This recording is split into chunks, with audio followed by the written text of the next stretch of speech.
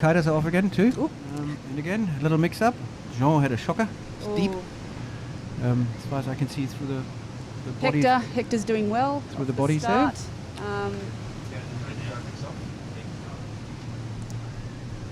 He's still on the wings. Yeah, so Jake and Jean having a good tussle. And Hector and Oscar at the front. Oh, we're onto the drones. Here we go. Oh, magic shot. You can really see the swell from that angle. Yeah, some of the riders said yesterday was above head height. Wow. Big wave, especially if you're standing a meter above the water. So your head would be best part of 3 meters above the water. If you're sailing in the big trough, and that's half the story. Yeah, and as a rider, you're really hoping to maintain that foil under the water. If it ventilates, it can be in all sorts of trouble and make it very difficult to control. And you often come off, they call it an explosion when you come off at speed. Yep. Big splash. So it's, these riders are making a decision. Do you go flat out and risk coming off at speed, or do you pull back that little bit and hopefully get around the course safely? So there's lots of decisions that they're making on the water at the moment. And so coming up, if I can just... Oscar just tacking now. I think he'll... Yep, looks like Hector will be the first, Jean in second, but Oscar is really pushing.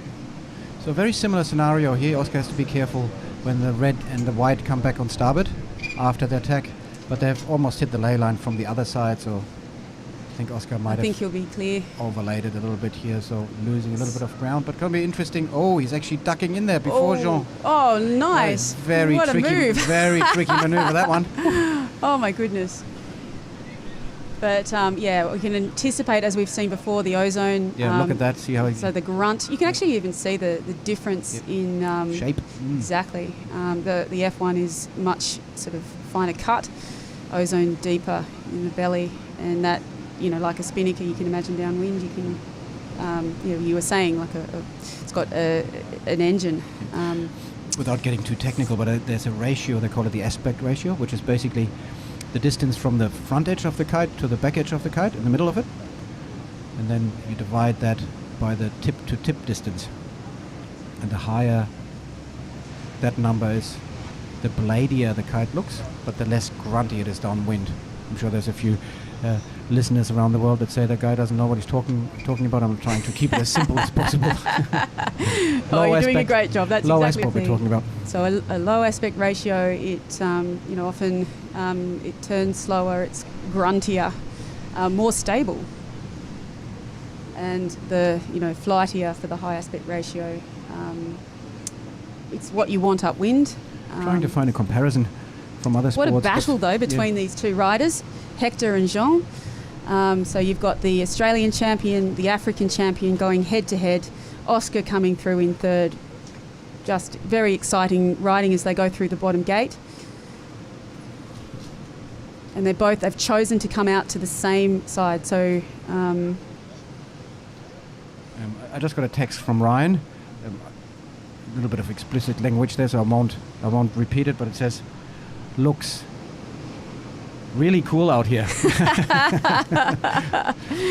Well, it looks really cool from up here.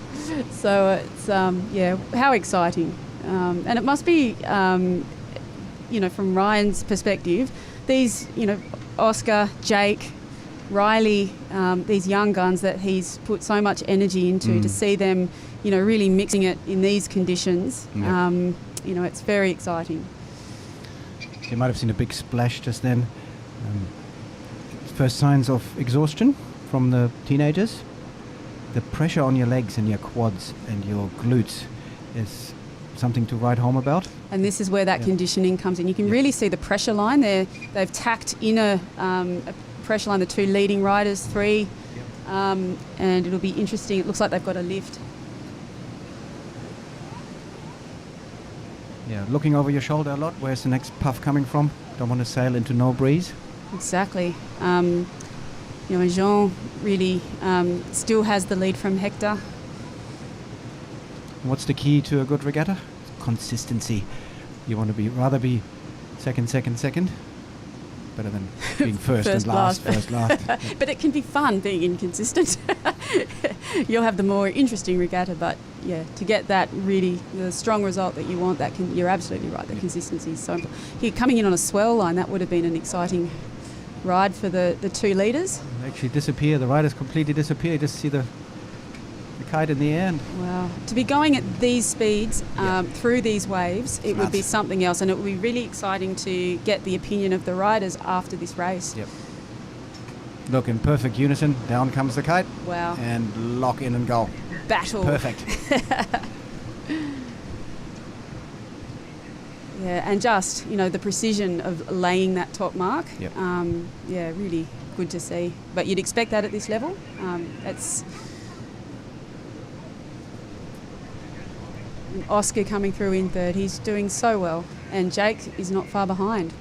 Yeah, Oscar has a, what do you call it, a little mind game happening.